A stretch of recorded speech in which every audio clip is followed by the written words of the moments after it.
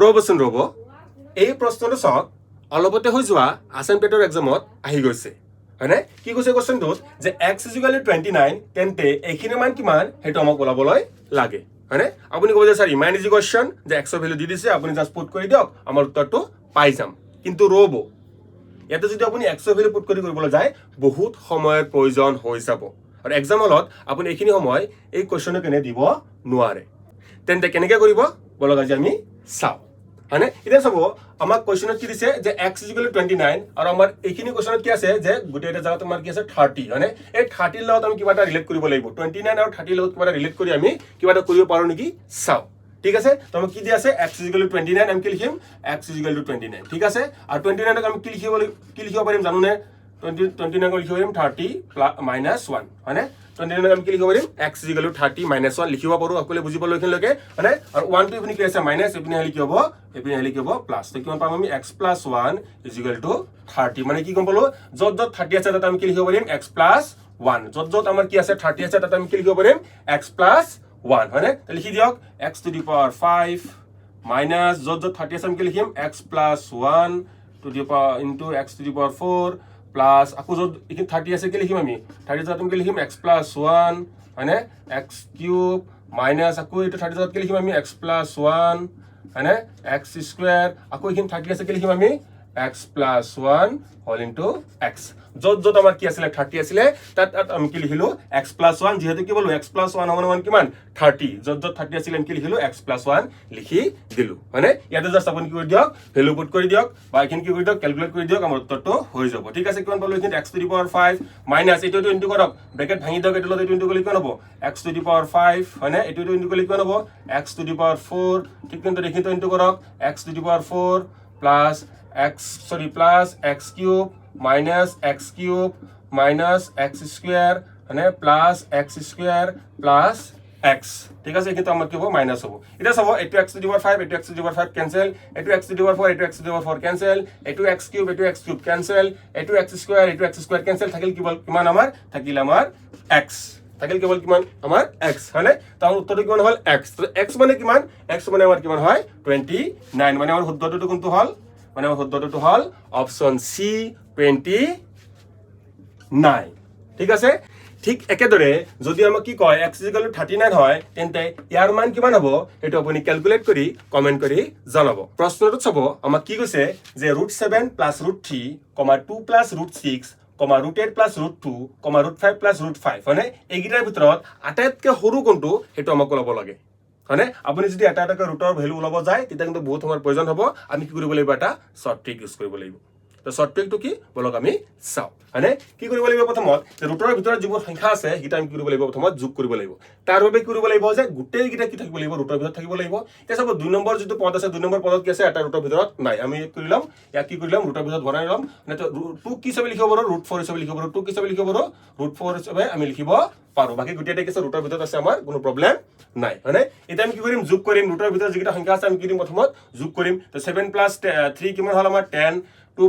কিমান হল 4 + 6 কিমান পালো আমি 10 পালো 8 + 2 কিমান পালো 10 পালো মানে 5 + 5 কিমান পালো আমি 10 পালো মানে ইয়াৰ পৰা চাব আপুনি কোনো এটাই ডাঙৰ বা সৰু নাপালে হয়নে এই যোগ কৰি যেটো ডাঙৰ পালে হয় হেটো আমাৰ কি হ'ব ডাঙৰ হল হয় আৰু এই যোগ কৰি যেটো সৰু হল হয় হেটো আমাৰ কি পালে হয় আটাইতকৈ সৰু পালে হয় মানে যেটো আমাৰ গোটেইটা সমান আপুনি প্লাসৰ জৰিয়তে ক'ব নোৱাৰে যে কোনটো ডাঙৰ কোনটো সৰু যেটো প্লাসৰ জৰিয়তে ক'ব নোৱাৰো আমি কি কৰিব লাগিব মাইনাসৰ জৰিয়তে যাব লাগিব এটা কি কৰিম আমি মাইনাস কৰিম ঠিক আছে 7 ৰ পৰা 3 গলে কিমান 4 মানে 6 ৰ পৰা 2 গলে কিমান হল 2 8 ৰ পৰা 2 গলে কিমান হল আমাৰ 6 আৰু 5 ৰ পৰা 5 গলে কিমান হল 0 হল মানে বিগ কৰি আমি কি পালো বিগ কৰি পালো যে গোটেইটা বেলেগ বেলেগ পালো মানে আৰু এই বেলেগ বেলেগ পোৱাৰ ভিতৰত যেটো আটাইতকৈ ডাঙৰ হেটো আমাৰ কি হ'ব সকলোতকৈ সৰু হ'ব আৰু যেটো আটাইতকৈ কি হয় সৰু হেটো আমাৰ কি হ'ব আটাইতকৈ ডাঙৰ হেটো আমাৰ কি হ'ব ডাঙৰ হ'ব মানে আইটো আমাৰ কি হ'ব সৰু হ'ব মানে আমাৰ শুদ্ধটো কোনটো হল যে আমাৰ শুদ্ধটো হল যে অপচন সি √8 + √2 যদি আমাক ডাঙৰ হদিল হয় আমাৰ উত্তৰটো কোনটো হয় কোনটো উত্তৰ হলে হয় যে √5 + √5 ঠিক একেদৰে এই প্ৰশ্নটো চাব যে √8 + √3, 2 + √7, √3 + √2, √6 + √5 ৰ ভিতৰত আটাইতকৈ সৰু কোনটো হ'ব হেটো আপুনি কমেন্ট কৰি জনাব প্ৰশ্নটোত চাব আমাক কি কৈছে যে 1/2 plus 1/6 plus 1/12 plus 1/20 dot dot dot 1/32 plus 1/56 কিমান হ'ব সেইটো আমাক ওলাবলৈ দিছে হয়নে কোৱেশ্চনটো চালে কিন্তু বহুত ষ্টুডেণ্টে কি যায় ভয় খাই যায় হয়নে আৰু কি কৰি থোৱা এক্সামত এইটো কোৱেশ্চন এৰি থৈ আহে হয়নে এই কোৱেশ্চনটো অতি সহজে কেনে কৰিব পাৰি আজি আমি চাম ঠিক আছে এতিয়া চাব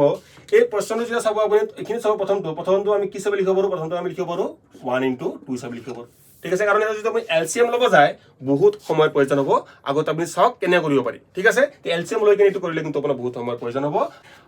সো আমি 1 2 কি হিচাপে লিখিব পাৰোঁ আমি 2 লিখিব পাৰোঁ 1 * 2 এই ডট মানে কি বুজাইছে ইনটু বুজাইছে ঠিক আছে প্লাস এই 6 কি হিচাপে লিখিব পাৰোঁ 6 আমি লিখিব পাৰোঁ 2 * 3 হিচাপে লিখিব পাৰোঁ ঠিক আছে আৰু এই 12 আমি কি হিচাপে লিখিব পাৰোঁ 3 * 4 হিচাপে লিখিব পাৰোঁ হয়নে এই 20 কি হিচাপে লিখিব পাৰোঁ 4 * 5 হিচাপে লিখিব পাৰোঁ প্লাস ডট ডট ডট এই 32 কি হিচাপে লিখিব পাৰোঁ জানেনে 32 লিখিব পাৰোঁ আমি 11 * 12 হিচাপে লিখিব পাৰোঁ হয়নে আৰু প্লাস আৰু এই 156 কি হিচাপে লিখিব পাৰোঁ জানেনে 12 * 13 হিচাপে লিখিব পাৰোঁ 12 * 13 হিচাপে লিখিব পাৰোঁ এইখিনিলৈকে আমি বুজি পালোঁ ঠিক আছে হয়নে এতিয়া কি কৰিব জানেনে এতিয়া এই 1/2 ক আপুনি কি দিব ভাঙি দিব কেনেকৈ ভাঙিব চাব মই কৈ আছোঁ এতিয়া যদি মই এনেকৈ লিখো চাব 1/1 - 1/2 ঠিক আছে কি লিখিছো মই 1/1 - 1/2 এইটো যদি মই ক্যালকুলেট কৰো চাব এলসিএম কিমান হ'ব এলসিএম হ'ব 2 মানে এইখিনি কিমান থাকিব 2 - 1 ঘড়ি ঘড়ি কিমান আমি 1/2 মানে 1/2 যত আমি কি লিখিব পাৰিম 1/1 - 1/2 ঠিক আছে এইটো বুজি পোৱা নাই এইটো লক 1/, এইখিনি ল'ব চাব এইখিনি মই কৰিম চাব এইখিনি মানে কিমান 1/2 - 1/3 লিখছো মই ঠিক আছে 1/2 - 1/3 এইখিনি বস্তু কেনেকৈ লিখিব পাৰি কিয় লিখিব এতিয়া চাওক ক্যালকুলেট কৰক এইখিনি ক্যালকুলেট কৰিলে কিমান হ'ব এলসিএম ল'লো 6 এইখিনি কিমান হ'ল 3 এইখিনি কিমান হ'ল 2 কাটা দি গ'লে কিমান হ'ব 1/6 মানে 1/6 ক মই এনেকৈ লিখিছো নাই আৰু এইটো কি হিচাপে লিখিব পাৰোঁ আমি 1/6 ক আমি কি হিচাপে লিখিব পাৰোঁ যে 1/2 - 1/3 হিচাপে লিখিব পাৰোঁ ঠিক তেনেদৰে আমি কি লিখিব পাৰোঁ 1/3 - 1/4 ঠিক তেনেদৰে কি লিখিব পাৰোঁ 1/4 - 1/5 ঠিক তেনেদৰে কি লিখিব পাৰোঁ আমি 1/11 - 1/12 ঠিক তেনেদৰে কি লিখিব পাৰোঁ আমি 1/12 - 1/13 হিচাপে লিখিব পাৰোঁ ঠিক আছে আপুনি পুট কৰি দিয়ক কি লিখিব পাৰিম 1 - 1/2 মানে কি লিখিব পাৰিম আমি 1/2 - 1/3 এইটো কি লিখিব পাৰিম আমি 1/3 - 1/4 মানে ডট ডট ডট এইখিনি কি লিখিব পাৰিম 1/11 - 1/12 মানে আৰু কি লিখিব পাৰিম 1/12 - 1/13 এটা চাব এটো 1/2 এটো 1/2 ক্যান্সেল এটো 1/3 এটো 1/3 ক্যান্সেল এইখিনি 1/4 এইখিনি এটা 1/4 আছে ক্যান্সেল কৰিলো ঠিক তেনেদৰে এইখিনি এটা 1/11 আছে এটো 1/11 কি হৈ গ'ল ক্যান্সেল হৈ গ'ল 1/12 ক্যান্সেল হৈ গ'ল থাকিল কেৱল কিমান 1 - 1/13 কি থাকিল কেৱল 1 - 1/13 বাকি ভিতৰত যিমান কেইটা টাৰ্ম আছিল এটা প্লাস এটা মাইনাস এটা প্লাস এটা মাইনাস হৈ কিনে কি হৈ যাব ক্যান্সেল হৈ যাব ঠিক আছে তো 1 - 1/13 1 - 1/13 আপুনি ক্যালকুলেট কৰক এলসিএম ল'লে কিমান হ'ব 13 মাইনাস